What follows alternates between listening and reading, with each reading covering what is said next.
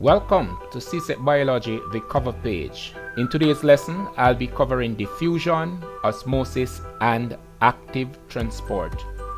To satisfy the objectives of the CXC, CSEC, Human and Social Biology, and Biology syllabus, the lesson is suitable for all HSB and Biology students in the Caribbean from grade 9, 10, through to 11. All students doing any of the above subjects will find this lesson beneficial.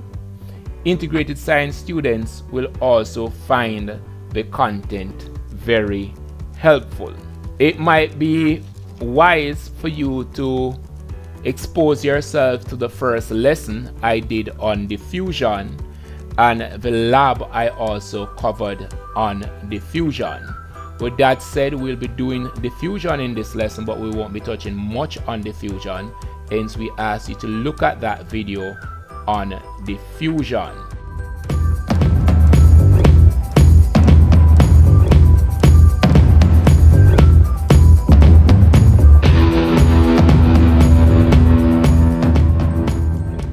Now, in the last lesson, I think this was our last slide, we looked at osmosis as a type of diffusion where a membrane is a part of a process. We did say in that lesson that in our next lesson we will be looking at osmosis, and that's definitely what we'll be doing today. So the expected task is that we're going to be defining diffusion, osmosis, and active transport.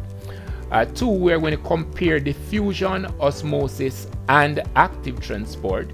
We're going to identify examples of diffusion, osmosis, and of course active transport in plants and animals.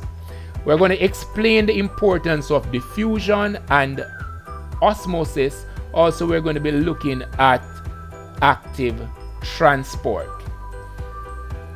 Now, we want to go back a little way backward to what we looked at in the diffusion lesson, where we looked at passive transport. In that lesson, we said that this is a movement of molecules along a concentration gradient.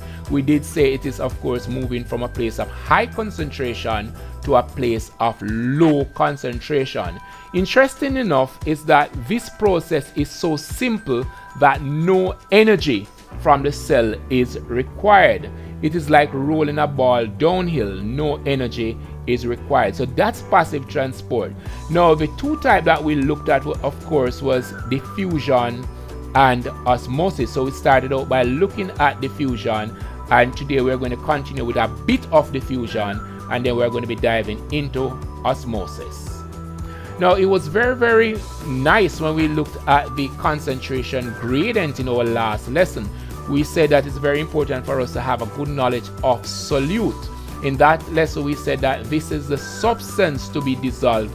Example, sugar. If you were making a mixture of sugar and water, then the solvent there would have been water. So we said the solvent, this is a medium that will dissolve this solute. And in the sugar and water case, of course, the solute would have been the sugar and the solvent being the water. That led us to what we wanted to find out, the concentration. What is the concentration? And of course, concentration refers to the amount of solute dissolved in the solvent. And of course, we cannot say much more than to look at the case of sugar and water. The example of sugar and water, we think, is a very good example. Then we looked at gradient. We said that this is the difference in concentration between high and low. That's what we said was the concentration gradient. And here we have a triangle representing that high and low phenomena, where we talk about moving from a place of, just please look at your screen, moving from a place of high concentration to a place of low concentration. And we are moving here down the concentration gradient. So this pretty much is a recap of what we did for concentration gradient in that lesson on diffusion. Then we looked at passive transport, and we used a diagram to explain where we showed a ball going down a hill, and we were saying that the ball was leaving from a place of high concentration at the top here. Look at your screen. From a place of high concentration here, and it was moving down to a place of low concentration. So this here represents passive transport, and we must remember at all time examples of passive transport is going to be osmosis and diffusion. Now that brought us to the end of that lesson on diffusion, and now we are going to be looking at what is osmosis. So that's our lesson for the day. What is osmosis? Now, osmosis is the movement of water molecule, and it is in white highlighted because important to note here is that in osmosis it is of course the water molecules that is moving. Now this water molecule, or the water molecules, is moving through a differentially permeable membrane. Now your teacher might be saying that it is a selectively permeable membrane, and there are some other words, but the syllabus is saying differentially permeable for both the human and social biology syllabus and the biology syllabus. So some key points to look at when we are defining osmosis is that it is water molecules that's moving, and of course the water molecule is going through what is called a differentially permeable membrane. Now it's also important to note that in osmosis this water molecule is moving from a place of high concentration to a place of low concentration, and the concentration here is dependent on the amount of water molecule. So we're looking at where we have a whole lot of water molecule to a place where we have just a small bit of water molecule. And I did use this analogy with some students where they were trying to find, they were trying to understand this water concentration, what it meant. And what I said to them, at home, what you could do, a simple experiment, is that you could get two same size cups. Right, you are going to fill it to the brim with water, right up to the top. It means that if you just blow on this cup with water, some of the water will spill. And having filled the cups with water, what you are going to do, you are going to get about a tablespoon of sugar and throw that tablespoon of sugar in one of the cup.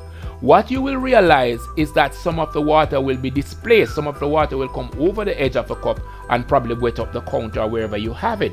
What you'll observe there, that if you had, for example, a 50 ml of water, the fact that you put some sugar inside, some of the water would have been displaced. So now you are going to have less water in that cup than you would have had in the other cup that you have placed no sugar in. So that would show you now that the cup with the sugar has less water molecules than with the cup without sugar.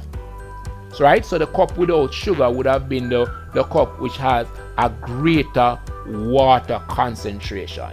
All right, we have to bear in mind, we understand what is moving. So we're talking about water molecules once we're talking about osmosis. Now it's very important to note here again, the syllabus wants us to point this out. The cell membranes, whatever cells, all cell membranes, they are differentially permeable. So they are very selective in what they are allowing to come through, as it were, with osmosis. Now the cell wall on the other hand, and remember the cell wall is only found in plant cell, they are freely permeable. Freely permeable. That means that just about anything can come and go. It is not the same thing for the cell membrane. The cell membrane is going to regulate what comes in and what goes out. Not the same thing for the cell wall. The cell wall will just allow just about anything to come in and out. Now we said in that lesson, the last lesson, that diffusion is the movement of particles from a place of high concentration to a place of low concentration. And this definition you could use to say that osmosis is also a type of diffusion. But in this type of diffusion we call osmosis, remember, it is water that is moving through a differentially permeable membrane. One might ask, what really causes this movement? Now diffusion is caused by the concentration gradient that exists between the high and the low concentration. But one might also say that this movement is caused by tonicity, right? And tonicity is the ability of an extracellular solution to cause a movement of solution into or out of a cell. Now, extracellular here means a solution that is outside of the cell. So you have a solution outside of the cell that will determine the movement of substances or movement of the solution into or out of the cell, and that is always going to be determined based on the concentration of that solution on the outside of the cell. So we say that it is because of the tonicity of the solution outside, or it's because of the tonicity that causes that movement in and out of the cell. Now, there are some examples of diffusion that are really outlined or are given by the syllabus. The syllabus is saying that diffusion across the membrane of the amoeba, we want to look at that especially for biology. And when I talk about diffusion across the membrane of the amoeba, I like to explain why it is so, why the amoeba can pretty much use diffusion and not a complex circulatory system or not a complex system. It is always going to be the surface area to volume ratio. Now, the amoeba has a large surface area to its volume ratio, and I like to use a sheet of paper to explain that. Now, if you were supposed to look at your book leaf, one book leaf, just you could probably take a book leaf from your book. Now, having that book leaf all together as it is, as you took it from the book, then that would have a large surface area to volume ratio. But however, if you were supposed to crush this book leaf in a ball, then it would be somewhat different, right? So this is what would happen. If you were supposed to drop that book leaf in some water, what would happen is that the entire book leaf would become wet immediately. But if you were supposed to drop that paper that you just coiled in a ball in some water, what would happen is that not all the book leaf would be wet, and this is again is because of the surface area to volume ratio. All right, so that is always going to be a factor to determine whether or not the organism is using a complex system or just using a simple system like diffusion. Now, we could think about the gaseous exchange area of an organism, where of course gases like carbon dioxide, they are exchanging in these areas for diffusion, and these are examples of diffusion. And we could think about absorption in the small intestine, where we have some nutrient going across pretty much by diffusion. So there we have some examples. These are all examples coming directly from the syllabus, and I suggest to you that you want to know these examples that are coming from the syllabus. Now here we have a comparison, because the syllabus wants us to compare all three you would have seen in the specific objective. Now I'm going to be looking at diffusion first. Now the golden particles here, if you're looking at your screen, these little balls, they represent sugar crystal, or we could say sugar particle. So what happened is that it was placed here in the water, and what happened here, where we are having this large portion of sugar particle, we're having a high concentration of the sugar particle, and what you're finding is that away from the sugar particle, where we're having this water all here, don't mind my picture being there, all this water here, what we're having here is a low concentration of the sugar particle. So what you find here is that the sugar particles are moving away from high concentration to low concentration. Now the arrows are indicating the movement of the sugar particle. So here, this is a nice definition, or this is a nice diagram that explains the movement of particles in diffusion. On the other hand, let us look at osmosis. Now in osmosis, it's very important that we point out what is called the differentially permeable membrane, and this is the membrane here. So on this side here, if you please look at your screen, on this side here, we're having a high concentration solution, meaning that it has, of course, more sugar particle here, high concentration as in sugar particles. So if we are having a high concentration of sugar particles here, then we are having a low concentration of water molecules. Now on this side here, we have a low concentration of sugar particles, which means that we have a high concentration of water. What that results in is that we're going to be having a movement from a place where we have a high concentration of water. Here we have a high concentration of water to a place where we have a low concentration of water. So because the water is really moving from that place where we have a high concentration of water to a place where we have a low concentration of water, what you find happening is that the water is being reduced in the area that you have a high concentration of water, and in the area that you have a low concentration of water, because of the process of osmosis, you are now realizing that the water volume has increased on that side, because originally this is where the water was, and it requires for you to look at the screen to see what is happening. So the water was originally here, and then what happened is that the water volume decreased on this side because we're having a high concentration of water and a low concentration of sugar particles. So we are dealing with osmosis, so what is moving is the water, right? So high concentration of water here moving over to a low concentration of water, and of course there's an increase in volume because the water would have moved over here and caused that increase in volume. Now here a cell is placed in a solution or in solutions of different concentration. Now you're going to be understanding a little more about the term isotonic and hypertonic, but the color here represents the concentration of the solute in the mixture, and we could reason it in many different ways, and I just tried to do that in the example I gave earlier. So here we have a cell that is placed in a isotonic environment. What it means is that the water concentration on the outside is similar to the water concentration on the inside of the cell. So there is no real movement or real change to the cell in an isotonic solution. However, in the hypertonic solution, what we find is that the water content within the cell is greater.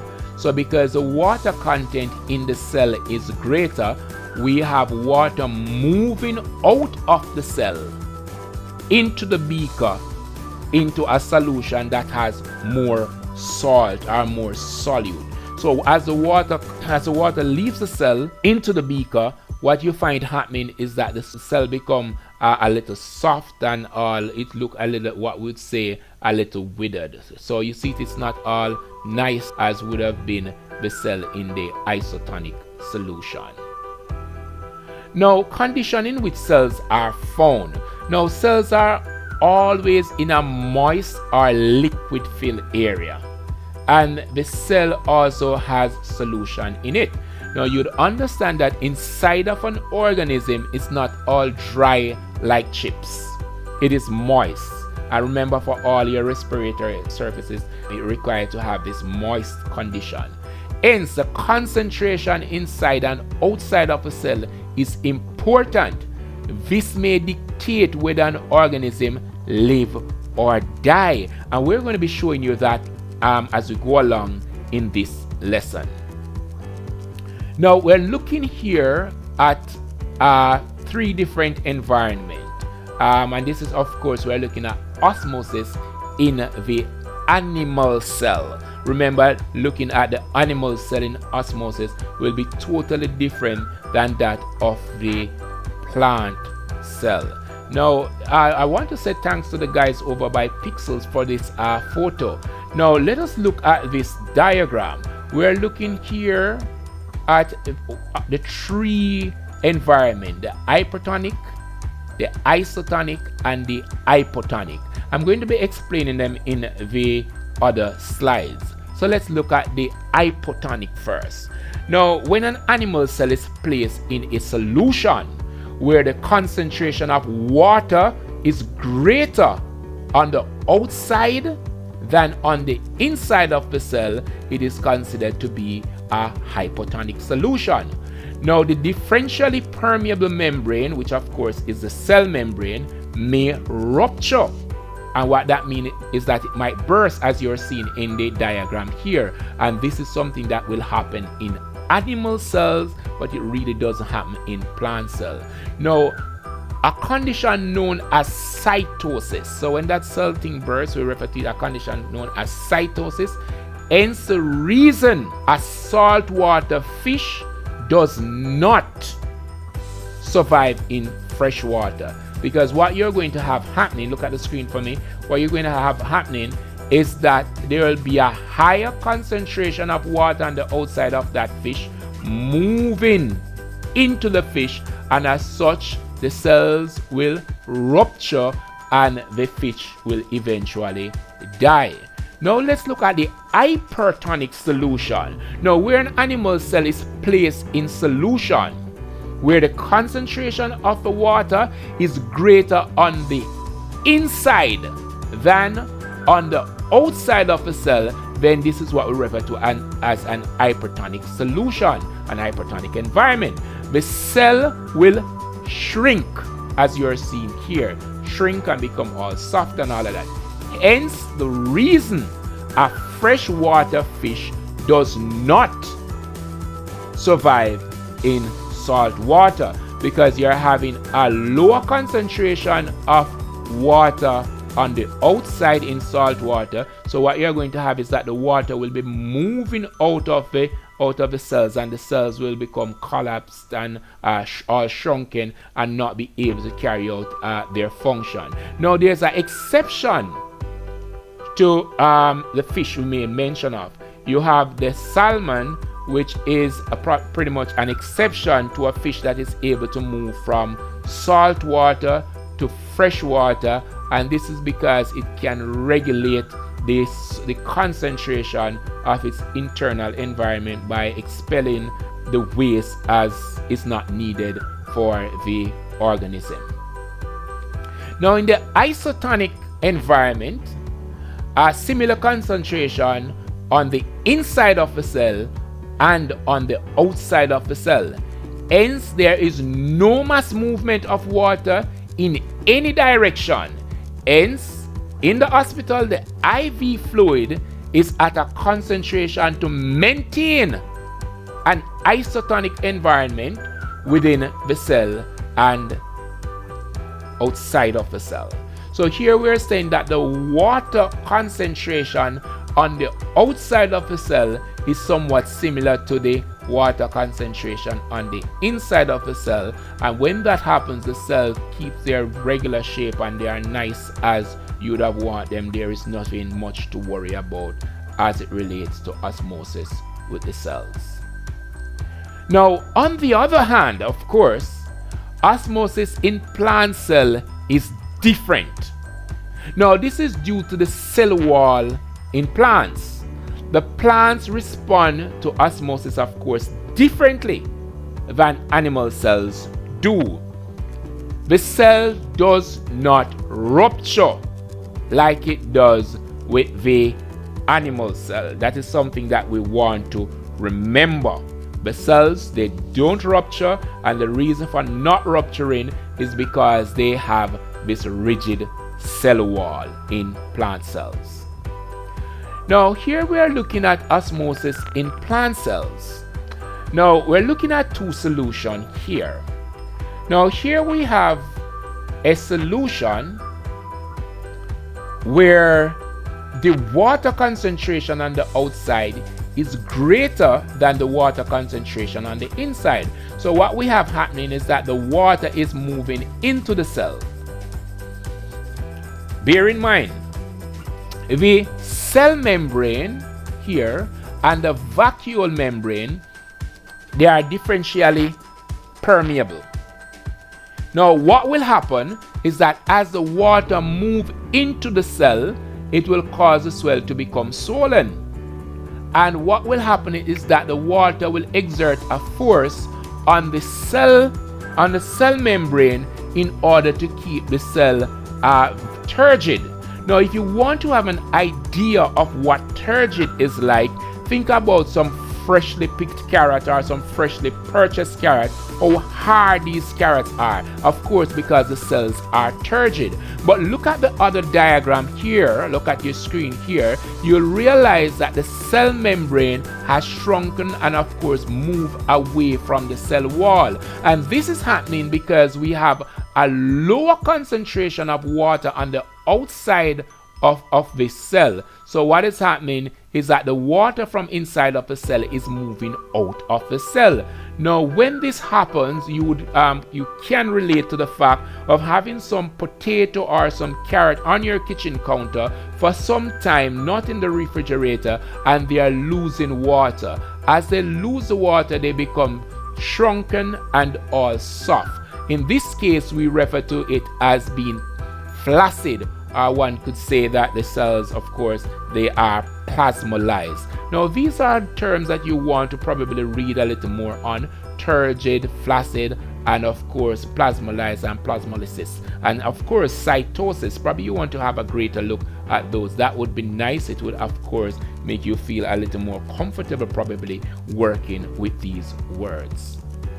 Now, the importance of osmosis. Now, it helps to move substances into and out of the cell. It also ensures a constant flow of water through the plant. Now, the plant is going to need water for its chemical reaction. The plant is going to need water to keep it cool. So osmosis is very, very important in those regards. Now, it's also important to regulate the size of the stomata. The guard cell becoming turgid, of course, they will help to regulate the size of that opening there we call the stomata. Now, osmosis is also important in, of course, maintaining a constant internal environment, as we could look at what we call osmoregulation, where the amount of water is controlled inside or regulated inside of the body, so that of course if it's an animal that we're talking about, the cells would not rupture. Osmosis is also important to hydrate the cell.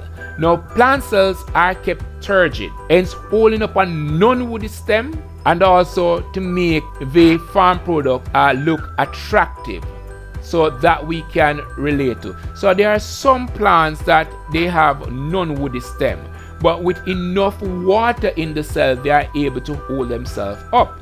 Now, you can think about like callaloo, for those who know callaloo. Now, the callaloo, when it becomes, of course, flaccid, when it's losing water, it will all bend over. But if the callaloo has enough water, it's going to be all firm and the leaf look all rigid and look what would say nice. As you can see in these carrots, they are looking really nice because the cells are turgid.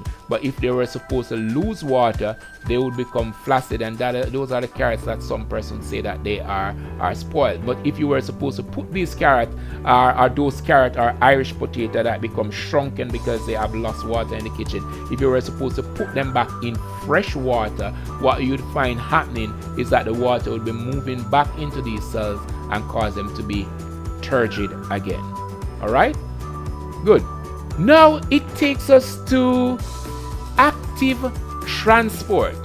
Now, of the two we have looked at so far, which are diffusion and osmosis, those definitions were a little shorter than it is for active transport. Now, active transport is the movement of particles from an area of low concentration. Here, the particles are moving from a place of low concentration to an area of high concentration. Now, you will appreciate here that it is moving against a concentration gradient through a differentially permeable membrane, and of course it is using energy from the cell. So here is the first time that we're seeing that the particles are moving from a place of low concentration. It's the first time we're seeing that the particles are moving against a concentration gradient, and it is the first time we're seeing that the particles are being moved using energy from the cell. The first time we're seeing that.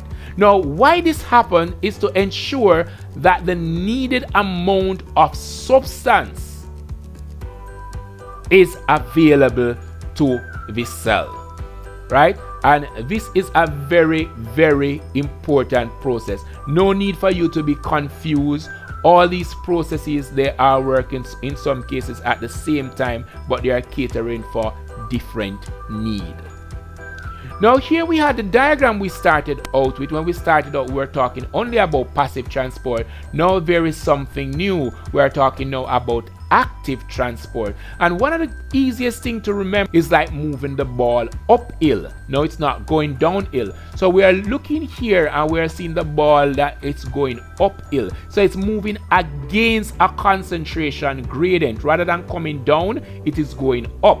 Also, you're going to require some energy here to move the ball up the hill, right? So it's going against a concentration gradient. You are using energy to move it up the hill, and it is moving from a place of low concentration to a place of high concentration. That bit we could talk more about, but always remember the key things for active transport is that it's moving against a concentration gradient. It's moving from low concentration to high concentration. That's how the particles are moving, and of course it is using energy from the cell. All right, please remember, at any time throughout this presentation, you can pause, you can replay however many times you wish. All right, also remember to share, like, and subscribe. This will help us to continue putting out great videos and of course wonderful lessons. Now, the importance of active transport. Now, active transport, and I think this is from the syllabus, it of course allows active uptake of mineral ions by the plant. So we often talk about the xylem vessel taking up water from the soil, but also we have to get mineral iron from the soil, and of course that is a process that is facilitated by active transport. Now, the movement of amino acid and glucose from the digestive system into the blood also is enhanced or facilitated by active transport. So it also takes part in this process. Now, the phloem vessel moves sugar, which is manufactured, of course, by the process of photosynthesis, of course, by active transport to the various parts of a plant. So these are some key points that you want to remember about active transport. Now, nicely here, we are doing a comparison among simple diffusion, osmosis, and active transport. And what better way to look at it than to use a table? So we are using a table, and we want to look at the header column here. We have passive transport, and under one of a passive transport we have diffusion, the other we have osmosis, and then over here we have active transport. So what this is suggesting, or what this is explaining here, or trying to bring to fore, is that diffusion is a type of passive transport. Osmosis is also a type of passive transport. But just let's look, we're going to be going across the rows. Now let us look at diffusion. No energy is required from the cell. Let's look at osmosis. Again, no energy is required from the cell. But with active transport, energy is required from the cell. Perfect, we're doing well. Help me with this one. Now, for diffusion, we are moving from a place of wonderful high concentration to a place of low concentration. How about osmosis? Very well. From high concentration to a place of low concentration. Now here's where things get a little sticky. We're not moving here from high to low. In active transport, we're moving from low to high. But let's get back over to diffusion. The particles are what's moving is particles in diffusion, and that could be any particle. And in osmosis, what is moving? It is the water molecules. Always remember, not iodine, not syrup, not anything else, but it is the water molecules that are moving in osmosis. Now when you get on over to active transport, particles which require energy to move, that is what is really moving. It needs some energy to move. Hey, I'm going to be upping onto active transport train because it has just the amount of energy to get me where I want to go. I think that is what the particles would be saying. Moving on over back to diffusion, remember we are going across the road. Now movement is along a concentration gradient. Now the same is true for osmosis. Movement is also along a concentration gradient. But look at active transport. Movement is against a concentration gradient. So we could say that in osmosis and diffusion we are coming downhill, while in active transport we are going uphill. Let us look at what happens with the membrane. Now, a membrane is not required for diffusion to take place because we spoke about things diffusing at home. We spoke about chemicals. We spoke about, of course, gas. We spoke about food. We spoke about a lot of stuff. However, in osmosis, the water moves through a membrane. In active transport as well, we're having some movement through a membrane. Let us look at the example of some things that are diffusing. So we could have solid, liquid, or gas. And in the diffusion experiment, you would have seen potassium permanganate diffusing through the water column. You would have seen sugar in this presentation. Those are solid, and of course they are diffusing through the water column. And we spoke about oxygen and we spoke about carbon dioxide. That too, those are diffusing. And we spoke about syrup in one of the presentation we did. Yes, we did look at syrup in one of the presentation that we did. Now in osmosis, remember the example of what is moving? It's water. It's always going to be water. Now of course the water could carry other things with it, but of course it is the water that is moving. Now let us look at active transport. Of course it's particle, and we did say that these are some particles that require some energy to move. So we could look at glucose ions, amino acid, mineral, that type of thing. These are the things that are moving in active transport. I suggest that you know this table because the syllabus they're asking for, of course, a comparison among all three. I can't remember have seen a summary of a table with the comparison, but we want to ensure that we understand. For the persons who are in grade 10 now, and we're in the year 2020, yes, we're using the new syllabus, and that syllabus is relevant to you. So of course you'll be this content will be very, very, very useful to you. Those persons who are using the old syllabus, of course this is also good for you. So we're pretty much almost at the end of the road for diffusion, osmosis, and active transport.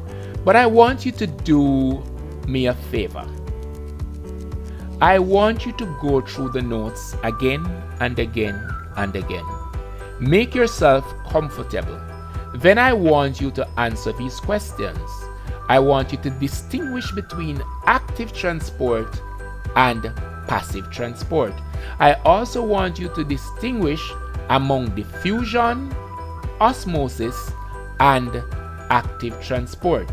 Now you can see the extended video worksheet on passive transport and active transport at CSEC Biology, the cover page. We're putting out videos every week, so I'm sure that you want to subscribe, you want to be a part of this big family of science learner. Also, we want you to remember that on Fridays from 6 to about 7, we have our HSB Biology Live. That's HSB Biology Live on a Friday starting at 6, and we're doing this every Friday. What we cover is the content that we have presented on for the week. So the videos that we would have released for the week, we are going to be having question and answer, and of course that is usually a really wonderful experience the kids have said, and for the adult learner, they too are enjoying this experience.